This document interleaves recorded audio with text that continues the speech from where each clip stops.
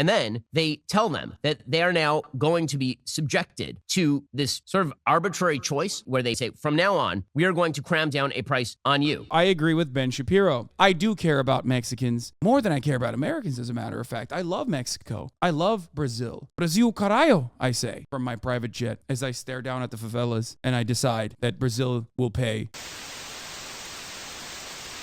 Apparently, there are a lot of people out there who believe there is such a thing as free medicine. And the way that they are basically making the case. Yeah, it's crazy. All these other countries where pharmaceutical prices are controlled by the government because they're engaging in like mass purchases because they have a socialized structure for healthcare. In all of these nations, it's just they're operating with, I guess, pure magic. Is that big pharma in the United States makes a lot of money. Now, there are a lot of problems with big pharma for sure. There are drugs that are really not great for people that are marketed as though they are amazing for people. The most obvious example being OxyContin. But it is also true that every single drug you take was developed by big pharma. Every single medicine you take was developed. That's not true. That's not even remotely true. Every single drug you take was developed by scientists working in publicly funded research facilities in colleges and universities. Not a single aspect of this is like the idea that it's only capitalists that are, and people who are operating under the profit motive that are making these new drugs is silly. It's ahistoric. There are plenty of incredible examples of people developing patents and then selling it off for $1, like insulin, antibiotics. It's just complete nonsensical capitalist hokum to lie like this, okay? They're lying to you, hoping that you don't second guess it. Ben has been doing this in perpetuity. Every single right wing and even a lot of liberals engage in this lie. It's bullshit, okay? So let's just start there. Wrong. That's not true. Publicly funded research is what guides a lot of medical innovation. The actual funding, R&D costs inside of pharmaceutical companies, it's actually just figuring out ways of extending the patents that they hold on to. They use a lot of their money, they use a lot of their funds to capture a patent, and then after they take the patent, they try to find new ways of extending that patent, new delivery mechanisms, slow release mechanisms, things of that nature. Most of that is the real cost of R&D. They do not invent the drugs. A pharmaceutical CEO has never invented a drug. They fund people that invent new ways of extending patents. That's the goal. But having said that, a lot of people will say the United States of America, innovator in medicine. Not true. The United States of America, in spite of all the public funded and privately funded medical research, is not the number one in novel chemical compound development per capita. Okay? That is not true. Other countries that have higher levels of public funding are significantly more efficient at developing novel chemical compounds. They work with the limited funds that they have. So remember, the goal of a capitalist is not to innovate to better people's lives. The goal of a capitalist is to constantly find new and innovative ways of increasing shareholder value. That's it. That is the only job. That is their fiduciary responsibility. Let's move on. By Big Pharma. So if Big Pharma is responsible for OxyContin, they're also responsible for Advil. If Big Pharma is responsible for the mRNA vaccine that you didn't want to take, Big Pharma is also responsible for all of the chemotherapy medications that your mother is taking. So Big Pharma is responsible for all of those things. In the medical none of these things Big Pharma is responsible for. Ben Shapiro is lying and saying Big Pharma when the real answer is government-funded, publicly funded medical research happening in facilities, okay? There is obviously private funding that happens in these facilities as well, of course. Most of it is still voluntary donations, though. And then beyond that, it's purchasing the patent after the fact. But that comes after the fact, okay? That's after a patent has been developed. Most of this stuff, most of, the novel chemical compounds that are being created, that are being found in these research facilities are still absolutely kept up with public funding. Advances in the United States have led to a tremendous expansion of life expectancy in the United States. That's not true. Cuba's life expectancy is higher than the United States. Cuba has better outcomes, better healthcare outcomes than the United States, in spite of being a tiny island that has been under constant embargo by the United States of America post the Cuban Revolution. So even on that front, that is completely wrong. Healthcare across the board and life expectancy across the board is obviously a much more holistic number. It's very difficult to arrive at it by simply saying we have better medicine and that's why our life expectancy is higher. That is not the case, of course. There are a multitude of different factors that apply to understanding life expectancy. Walkable cities, access to public transit, cleaner cleaner air, better food, less subsidies for corn, for example.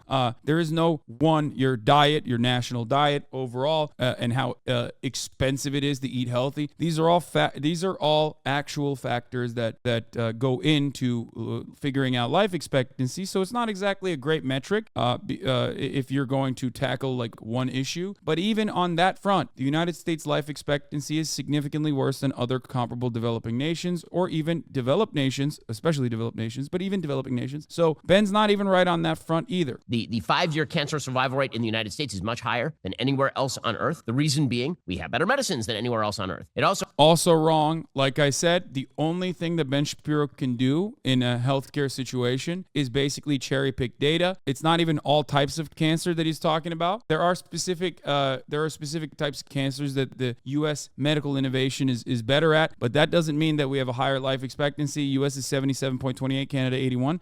But ultimately, he's not right. And just because someone is good at like ass cancer, let's say, someone is good at like saving people from dick cancer or ass cancer or brain cancer or whatever the fuck, doesn't mean that our healthcare system is actually better than other nations. It is not, okay? That doesn't even mean that we have better medicine. For example, Cuba has had a lung cancer vaccine for many years. This is something to consider. This lung cancer vaccine was created on a fucking tiny island and has existed for a long time, as a matter of fact. Americans with lung cancer, due to our political stance against the tiny island nation, the cigar island, won't allow people to go and get that. So happens to be that we develop a huge number of medical patents right here in the United States. Well, the reason for that is because the United States, when it comes to drug pricing, is maybe the last country on earth that actively allows patients and doctors to buy drugs at the price that pharma is selling the drugs at, as opposed to using the government. This is a very fun way to describe the situation that is horrific. Ben is right, but he is very greasy in the way that he's describing it. Remember, the United States is the only nation on earth where big pharmaceutical purchases were illegal until recently. The government made it so that Medicare and VA and Medicaid could not negotiate drug prices when they're purchasing massive quantities of it. That is not a thing that exists anywhere else on the planet, okay? It was illegal. Now, Ben, of course, is a gigantic piece of shit, so he has to reframe it like it's a good thing. Let me explain. If you're familiar with Costco or Sam's Club, right? If you're familiar with wholesale purchases, you already know when you go and buy an entire fucking tub of ice cream, that shit's going to come down to a much cheaper ice cream per gallon for you, the consumer, than actually going to the store and getting a pint of ice cream. Or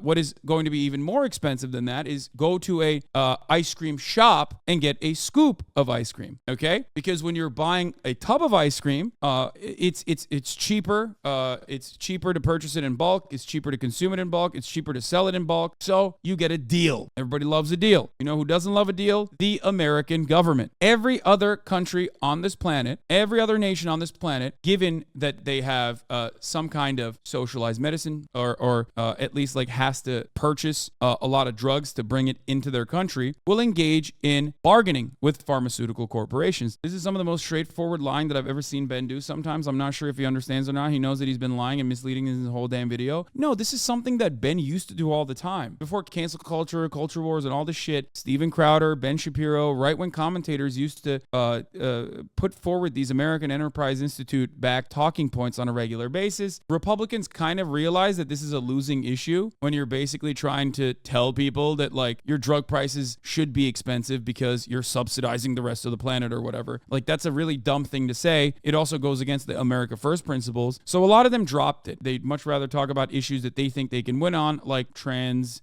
kids or gay people or climate change is a hoax or whatever the fuck. But this is classic Ben Shapiro. I have addressed a lot of these talking points a million times over. You can probably find older videos of me addressing Ben saying these lies before. When the government can cram down pricing in any particular area and remove the profit margin from the actual pricing mechanism, that means people are not going to invest the kinds of money that are necessary in order to Bullshit. As I already said, bullshit. It's publicly funded research. Create the drugs in the first place. In the same way that rent control decreases people building and constructing, because why would you build a new apartment knowing there's no profit in it? The investment in the biotech sphere is going to utterly dry up if the government... Once again, absolutely bullshit. I'll give you an example. Places where there are far more restrictions on pricing of new housing units actually yield better outcomes and have been able to combat combat homelessness, significantly better than the United States of America. The reality is that the for-profit housing sector is precisely the reason why we have so many homeless people everywhere. I will give another European example once again, because Europe is both gay and socialist, and also La La Land, where magic happens. Simply, we cannot do this in the United States of America. But Vienna comes to mind.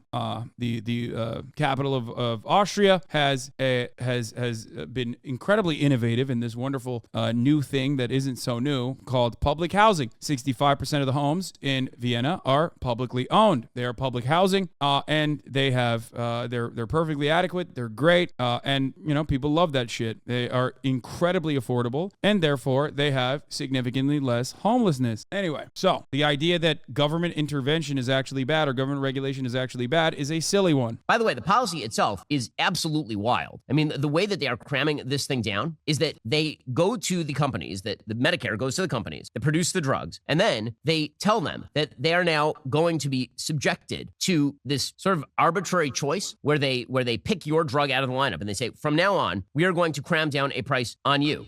This is such a funny fucking video. There is 0% chance that even the dumbest of hogs, okay, are going to watch this video and go, I agree with Ben Shapiro. You have to be the sweatiest neoliberal nerd on the fucking planet. You have to be the sweatiest Austrian economist on the planet, the sweatiest ANCAP libertarian, whatever the fuck, on the planet to watch a video like this and go, Ben is so right. Most hogs, I do not believe, agree with Ben Shapiro. America rocks 1776. Any drug that is developed with a significant portion of taxpayer money should not allowed to be patented. Read the comments. Have you ever seen a YouTuber have such clarity in its comment section? This motherfucker's name is America Rocks 1776. Go ahead. He gets it. Only the sweatiest fucking losers on r/neoliberal will look at a video like this and go, actually, this is, Ben is completely correct here. He is doing the right thing. He's doing God's bidding here. I get that R&D is done by American companies, but still, there was no explanation why the same medicines cost less in Mexico, Canada, and other countries. That is the part